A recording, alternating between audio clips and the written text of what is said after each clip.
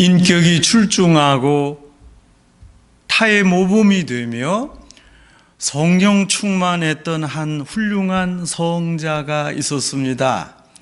이 성자는 성경을 열심히 읽고 또 성경에서 가르치는 모든 명령을 충실하게 지켰을 뿐만 아니라 몸소 예수 그리스도를 본받는 신실한 생활을 영위했습니다. 이 성자의 생활을 하늘에서 지켜보던 하나님께서 하늘의 천사를 지상에 내려보내 성자를 만나게 했습니다. 천사들이 성자를 찾아가서 이렇게 말했습니다. 당신은 너무 순수하고 고귀해서 하나님께서 감동하여 선물을 주시고자 하셔서 하늘에서 저희가 이렇게 내려왔습니다. 당신은 하나님께 어떤 선물을 원하십니까? 아픈 사람을 위해 당신이 기도하기만 하면 병자들이 다 낫는 신유의 역사가 있는 능력이 나타나는 그런 능력을 원하십니까? 그러자 성자가 조용히 말했습니다. 병자를 고치는 신유의 은사는 하나님께 속한 권능입니다. 어찌 제가 감히 그런 능력을 소유할 수 있겠습니까? 사양했습니다. 천사들이 다시 제안했습니다. 그러면 하나님께서 당신에게 사람의 죄 사하는 능력을 주겠습니다. 아닙니다. 죄 사하는 일은 성자 예수님께서 하신 일입니다. 저는 그렇게 엄청난 선물을 받을 자격이 없습니다. 또 정중하게 사양했습니다. 그러면 도대체 당신이 무엇을 가지면 좋겠소? 천사들이 간절히 물었습니다. 곰곰이 생각하더니 이윽고 성자가 대답했습니다. 제가 사는 날까지 결코 제가 자랑하지 않게 하시고 모든 일과 모든 사람에 대해 온유하고 또 겸손할 수 있는 인내하는 마음을 주십시오.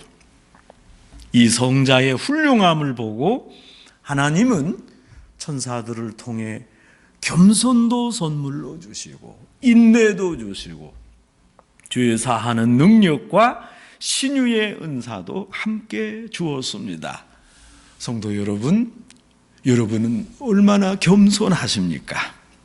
인생을 살면서 무엇인가 얼마간 이루었다면 여러분 자신이 성취하셨다고 생각하십니까? 아니면 그 모든 성공의 이유, 성취한 업적이 하나님 때문이라고 믿습니까? 그래서 하나님께 영광을 돌리십니까? 열왕기상 3장에서 하나님이 솔로몬에게 물었습니다. 너는 내게 무엇을 원하느뇨? 솔로몬이 대답했습니다. 하나님, 제게 듣는 마음을 주십시오. 이전 개역 성경에서는 이것을 지혜로 번역했지만 히브리어 원어로는 사실 레브 샤마, 듣는 마음입니다. 하나님, 제가 왕이고 이제 많은 백성을 잘 다스려야 하니까 모든 사람들의 목소리를 들을 수 있는 듣는 마음이 필요합니다. 그래야 선왕이 될 수 있습니다. 솔직히 하나님께 구하는 마당인데 이게 또 한 번 있을까 말까 하는 기회인데 그 내용이 너무 시시하지 않습니까? 기회 포착 잘해야 하지 않겠습니까? 좀 더 거창하고 굉장한 것을 구하지 듣는 마음을 달라 하나님 앞에 너무 약하지 않습니까? 그러나 하나님은 솔로몬을 귀하게 보셨습니다. 이런 겸손한 왕, 겸손하게 자기에게 필요한 말을 아뢰는 솔로몬 왕을 하나님은 너무 기뻐하셨습니다. 전무후무한 복을 주시겠다고 말씀하시고 듣는 마음은 물론 부귀영화까지 허락해 주셨습니다. 겸손하면 하나님의 복을 받습니다. 겸손하면 넉넉해집니다. 겸손하면 영적으로나 물적으로 부흥을 경험하게 됩니다. 요시야 왕은 구약시대 종교개혁을 일으킨 분입니다. 남유다 왕국의 제16대 왕이었던 요시야는 불과 8살, 8세의 왕위에 올랐습니다. 요시야가 왕위에 올랐던 주전 648년은 영적으로 매우 어지러운 시대였습니다. 우선 요시야 왕의 할아버지 므낫세 왕은 55년간 통치하면서 가장 사악했고 죄를 많이 지었습니다. 므낫세 왕은 이방신을 숭배하기 위해 산당을 세웠습니다. 아수르는 남유다 왕국을 침략해서 정복했고 므낫세를 사로잡아 갔습니다. 므낫세 아들 아몬이 왕위에 즉위했으나 므낫세 왕의 사악한 본보기를 그대로 따랐습니다. 그래서 통치 2년 만에 아몬 왕은 암살당했습니다. 이토록 시절이 어수선한 때 요시야가 어린 나이에 왕위에 올랐습니다. 당시 어린 요시야를 받을 그런 사람들이 없었습니다. 주의가 너무 악해서 어린 요시야가 본을 보고 따라야 할 위인이 없었습니다. 그 가운데 여선지자 훌다가 유년기 시절 요시야에게 많은 영향을 끼쳤습니다. 요시야 왕이 16세가 되자 하나님께 은총을 구했습니다. 요시야 왕은 그 조상 다윗의 하나님께 간구했습니다. 요시야 왕이 20세가 되자 개혁을 단행했습니다. 그래서 유다 땅이 정결하게 되었습니다. 요시야 왕과 그 종교 개혁과 성공했던 이유는 요시야 왕의 겸손이었습니다. 요시야 왕은 하나님 앞에 겸손했고 하나님 말씀에 겸손했고 또 하나님 백성 앞에서 겸손했습니다. 요시야가 왕이었습니다. 그러나 왕 밑에 있는 이 백성을 하나님의 백성으로 여겼습니다. 이런 겸손은 왕에게만 해당되는 말이 아닙니다. 모든 사람에게 겸손은 필수입니다. 크리스찬에게 겸손은 신앙의 제1덕목입니다. 성도 여러분, 겸손하면 마음의 여유가 생깁니다. 겸손할 때 진정한 부흥을 경험할 수 있습니다. 여러분, 부흥은 다시 흥왕해진다는 의미입니다. 부흥은 꼭 교회에만 해당되는 것이 아니고 무슨 집회에만 해당되는 것이 아니고 개인의 신앙적 체험, 경건한 생활, 거룩한 삶에도 부흥이 있습니다. 그러니까 교회가 부흥되기 전에 한 개인의 심령이 부흥되어야 합니다. 우리 개인이 부흥될 때 교회도 함께 부흥됩니다. 겸손은 남을 높이고 자신의 몸과 마음을 낮추는 행위입니다.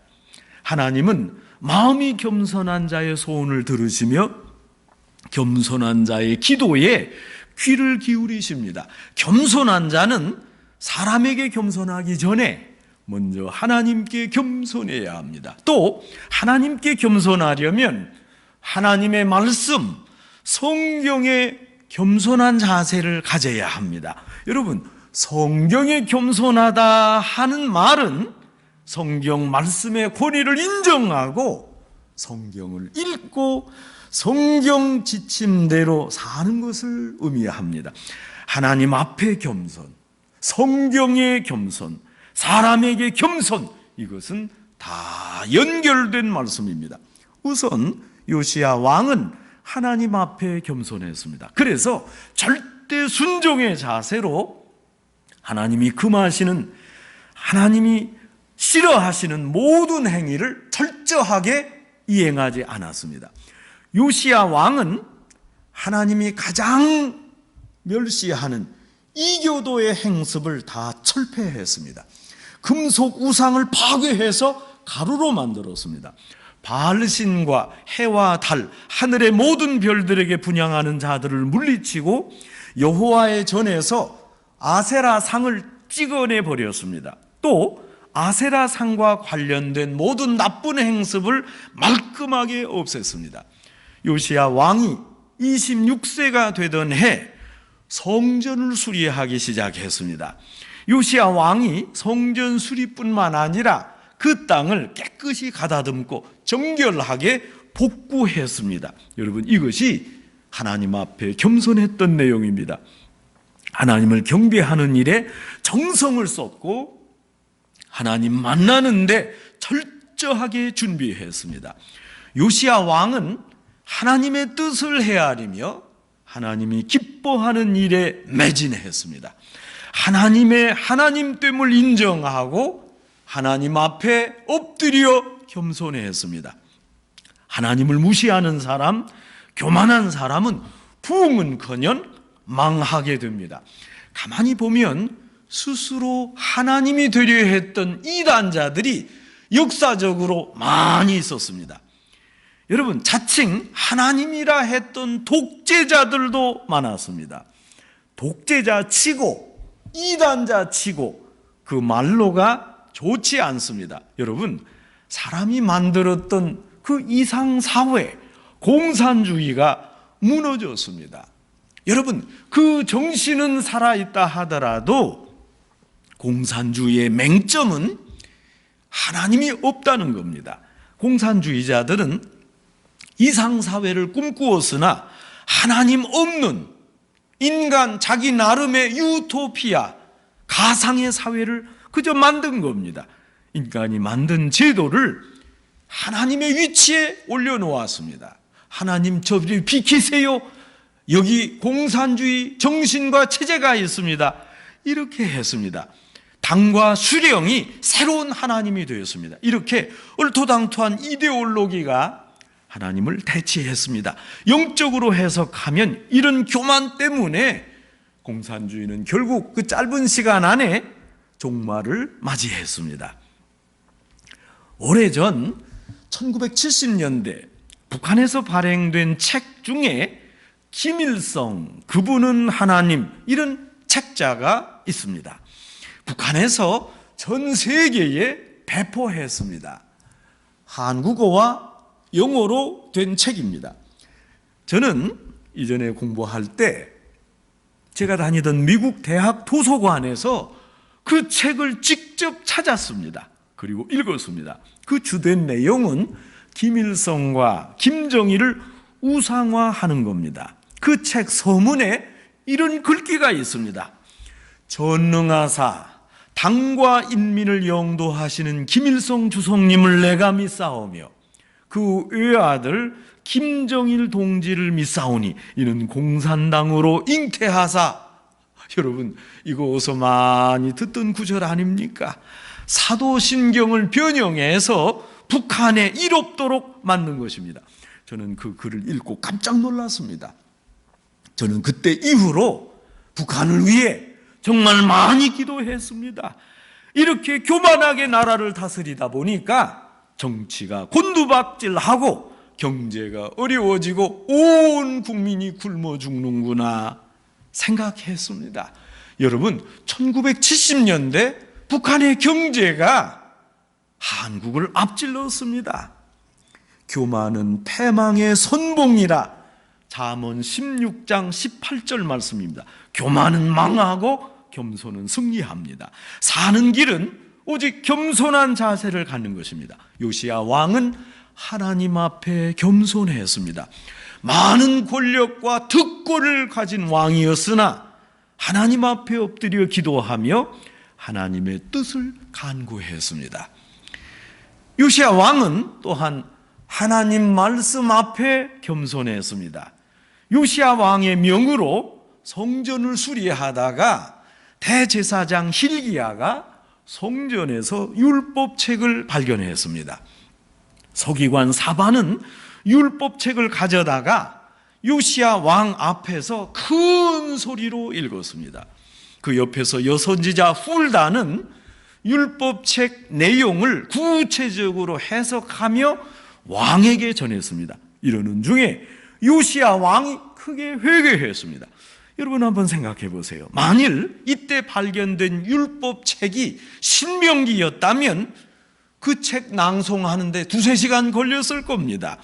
발견된 책이 혹 모세오경이었다면 그 책을 읽는데 12시간 이상이 소요됐을 겁니다. 얼마나 하나님 말씀에 갈급했으면 이렇게 오랜 시간 동안 성경을 읽겠습니까? 요시야 왕은 읽혀지는 성경을 들으면서 통곡하고 옷을 찢으며 회개했습니다. 요시야 왕은 이렇게 하나님 말씀 앞에 겸손해서 엎드렸습니다. 베드로전서 5장 5절로 6절에 보면 하나님은 겸손한 자에게 은혜를 베푸시며 때가 되면 겸손한 자를 높이신다. 여러분, 말씀 앞에 무릎을 꿇고 성경을 겸손히 따르는 믿음의 사람을 하나님이 기뻐하십니다. 말씀에 겸손하다는 것은 성경 말씀을 읽고 그대로 지키는 생활입니다. 말씀 앞에 겸손하다는 것은 여러분, 성경책을 앞에 놓고 그 성경책에 절한다는 게 아닙니다. 성경을 잘 모셔두라는 분 말도 아닙니다. 어떤 분은 이 귀한 성경 다루면 어떡하나, 그래서 가만히 두고 구겨질까 봐 성경책도 손에 대지 않는답니다. 여러분, 그러면 성경책을 왜 소유합니까? 성경을 액세서리로 여기는 분도 있습니다. 그래서 주일만 돌아오면 성경책 위에 먼지를 잘 털어내고 깨끗한 마음으로 성경을 들고 교회에 옵니다. 여러분, 그리고 또 집에 가서는 성경책을 그대로 보관합니다. 보통 미국 사람들은 교회에 올 때 성경을 가져오지 않습니다. 여러분, 이전 교회에서 우리 교회를 같이 사용하던 미국 교회 목사님은 한번 제게 이렇게 진지하게 말했습니다. 한국 교회 교인들의 신앙 수준이 아주 높습니다. 교인 중에 헌신된 신자가 많습니다. 그래서 제가 그 목사님께 물었습니다. 아니, 목사님, 그걸 어떻게 아십니까? 사실 그분은 한국에 대해 잘 모르는 분입니다. 그랬더니 그 미국 목사님은 이 사실에 주목했습니다. 한국 교인들은 주일 아침 교회를 올 때 성경책을 가지고 찬송가를 들고 그리고 교회에 온다는 겁니다. 이렇게 말씀을 사랑하고 잘 읽는 신자들이 모인 교회가 수준 있는 교회 아니겠습니까? 나는 한국 교회, 한국 교인들 잘 모르지만 매주일마다 또 교회 올 때마다 성경을 들고 오는 거 너무도 인상적입니다. 여러분, 그런데 사실 성경은 가지고 다녀서만은 안 되고 성경을 열심히 읽어야 됩니다. 성경을 깊이 공부해야 합니다. 교회에서 하는 주된 일이 무엇입니까? 성경을 가르치고 성경을 읽게 하고 또 성경의 말씀대로 살도록 교훈하는 거 아닙니까? 훈련하는 일, 이것이 교회 본업입니다. 성경 훈련. 여러분, 성경을 읽고 또 읽어서 지식적으로 체계화해야 됩니다. 성경에 완벽해야 됩니다. 그래서 우리가 성경을 열심히 공부해야 됩니다. 그 후에 이 지식을 이제 착실히 실천해야 됩니다. 무릇 크리스찬은 성경대로 살아야 합니다. 이것이 성경 앞에, 말씀 앞에 겸손해지는 자세입니다. 여러분, 요시야 왕은 백성들 앞에 겸손했습니다. 요시야 왕은 이런 종교개혁을 하는 중에 모든 백성을 한자리에 불러 모았습니다. 그리고 온 마음과 성품을 다하여 하나님을 따르도록 당부하고 제사를 드리면서 그 제사를 통해 헌신하도록 도전했습니다. 그러자 온 백성이 요시야 왕의 명령에 순종했습니다. 백성들도 요시야 왕이 겸손한 분임을 알았습니다. 온 백성들이 요시야 왕은 선왕이요 겸손한 왕임을 바로 알았습니다. 성도 여러분, 진실성 없는 사람 겸손할 수 없습니다. 모든 사람을 인도하는 지도자 될 수 없습니다. 여러분, 진정한 권위가 어디에서 나옵니까? 총이나 칼이나 무력이 아닙니다. 무섭다고 소리를 질렀다고 권위가 나오는 것이 아닙니다. 겸손할 때 누구라도 존경합니다. 바른 마음, 정결한 생각에서 참 권위가 나옵니다. 겸손한 자세가 곧 권위입니다. 요즘 부드러운 권력이라는 말이 유행합니다. 겸손한 자세가 곧 지도력이기 때문입니다. 성경적으로 가장 위대한 지도자상은 종과 같은 지도자입니다. 소위 servant leadership입니다. 지도자가 그 자세로 행동한다면 누가 그 지도자의 말을 따르겠습니까? 누가 그 지도자를 순종하겠습니까? 여러분, 본인이 겸손하게 섬길 때 주위의 사람도 얻게 됩니다. 여러분, 부흥은 바로 겸손에서 출발합니다.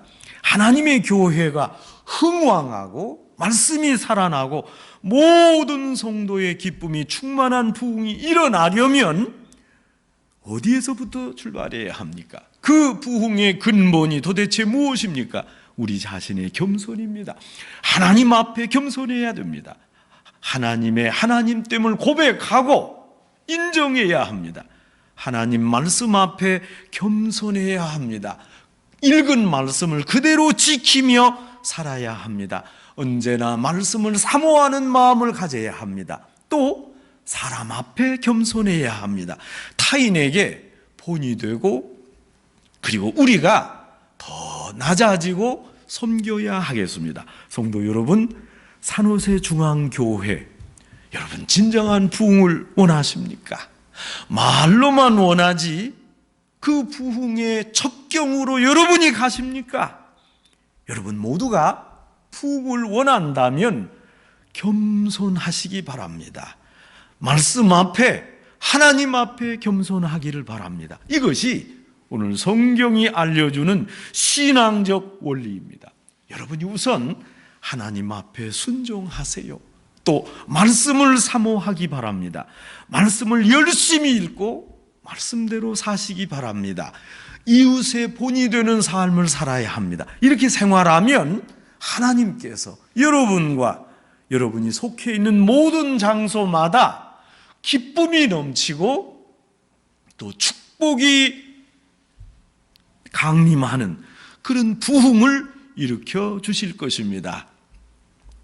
지난 2008년 6월 2일 한국의 개신교 신학자 100명이 한국 기독교를 겨냥해서 시국선언을 발표했습니다. 이때 대표격되는 신학자가 저와 아주 친분 있는 분이어서 그때 그분께 이 내용도 듣고 또 교정을 해달라 부탁도 받고 제가 좀 심부름을 했습니다. 미국에 있었지만 외국에서 보는 한국교회에 대한 의견을 달라 해서 대화를 하기도 했습니다. 여러분, 그때까지 국가를 향해 또 국민을 향해 시국선언을 발표한 일은 있어도 기독교를 향해, 교회를 향해 선언문을 발표한 적은 없었습니다. 한국 기독교 사상 100명의 신학자가 한 목소리를 내고, 그것도 세상을 향한 권고가 아니라 교회 내부에 선언문을 발표한 것은 처음 있는 일이었습니다. 그 선언문 제목은 아주 의미심장했습니다. 교회가 이제 성경으로 되돌아가야 한다. 그 제목이었습니다. 지금 개신교 교회 안에 팽배한 잘못된 일, 부조리한 정치성, 열광주의, 돈을 사랑하는 배금주의, 세상의 법을 지키지 않는 무법천지, 교회의 사유화들로 인해 제2의 종교개혁이 필요하다는 진단하에 이런 시국선언을 하게 된 것입니다. 그 중심 내용은 성경으로 돌아가 하나님의 뜻을 깨닫고 그 뜻대로 살자는 것입니다. 말하자면 성경 회복 선언이었습니다. 마르틴 루터는 종교개혁을 감행하면서 교회가 성경으로 돌아가야 한다 외쳤습니다. 솔라 스크립투라, 오직 성경. 루터는 타락한 중세 가톨릭 교회의 신부와 투쟁을 벌일 때 이렇게 말했습니다. 내가 여기 서 있다. Here I stand. 그렇다면 루터가 말한 여기는 어디입니까? 바로 성경입니다. 나 루터는 종교개혁을 감행하면서 성경에 서 있다. 루터는 신약학자였습니다. 로마서를, 갈라디아서를 주석했습니다. 루터는 성령님의 감동으로 성경을 읽었습니다. 공부만 한 거 아닙니다. 루터가 말한 여기에 하나님의 마음이 흐르고 있었습니다. 결국 루터가 돌아가자고 한 것도 성경이었고, 루터가 회복하자 했던 것도 하나님의 말씀이요, 하나님의 마음, 하나님의 뜻이었습니다. 이것이 바로 종교개혁의 정신입니다. 성도 여러분, 성경을 읽는 중에 하나님의 역사가 일어납니다. 성경을 읽어가면서 하나님의 뜻을 깨닫게 됩니다. 그러므로 우리는 부지런히 성경을 읽어야 합니다. 오늘은 우리 개신교 교회 생일입니다. 전통과 율법과 의식과 또 행함으로 구원을 얻는다 하는 잘못된 성경 교훈에서 벗어나서 오직 성경을 읽음으로, 믿음으로 말미암아 은혜를 얻는다는 귀한 믿음의 체계를 찾아야 하겠습니다. 말씀을 열심히 읽고 공부하는 것, 말씀 위에 토대를 세우는 것, 이것이 우리 개신교의 출발점입니다. 성경은 개신교회가 간직해야 할 기본 정신입니다. 시작점이요 마지막점입니다. 그리고 신앙생활 하는 내내 가지고 가야 할 가장 중요한 근거입니다. 말씀 앞에 겸손해서 성경 앞에 엎드려져서 온전한 부흥을 이루시고 하나님의 축복을 바라시는, 하나님 기뻐하시는 가장 확실한 개신교회 성도 여러분 되시기를 주님의 이름으로 축원합니다. 하나님 아버지, 저희가 돌아보면 말씀 중심, 기도 중심 신앙생활을 성실하게 이행하지 못했습니다. 이제 503회째 맞는 종교개혁주의를 당하여 다시 한번 성경 말씀의 중요성을 깨닫게 하옵소서.